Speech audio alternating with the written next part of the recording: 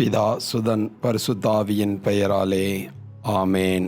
இயேசுவின் அன்பில் மகிழ்ந்து கொண்டிருக்கும் உங்கள் அனைவரையும் டிவைன் வாய்ஸ் சேனல் மூலமாக உங்களை மீண்டும் சந்திப்பதில் மகிழ்கின்றேன். ஜெபமும் தவமும் என்கின்ற தலைப்பில் இன்றைய சிந்தனையாக கடவுள் மனித உள்ளத்திற்காக பேர் ஆவலோடு ஏங்குகிறார். யாக்கோபு எழுதிய திருமுகம் அதிகாரம் 4:5 நாம் தியானிக்கின்ற பொழுது, மனித உள்ளத்திற்காக கடவுள் பேர் ஆவலோடு ஏங்குகிறார்.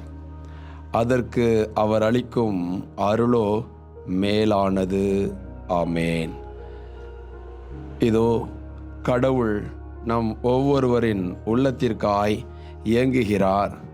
ஆகையால் நம் உள்ளத்தை ஆண்டவர்பால் திறந்து கொடுப்போம்.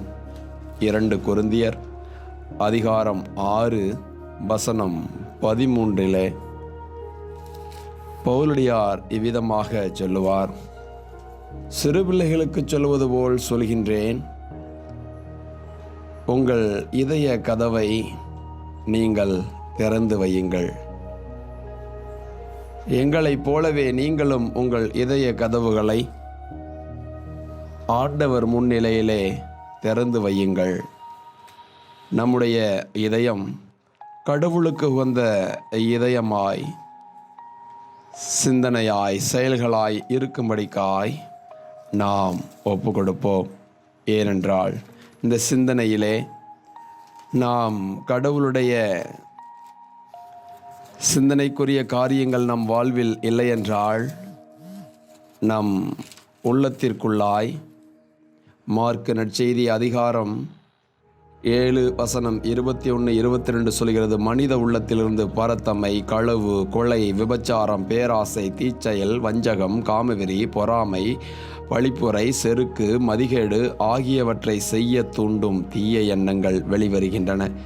தீயனவாகிய இவை அனைத்தும் உள்ளத்திலிருந்து வந்து மனிதரை தீட்டுப்படுத்துகின்றன என்றார்.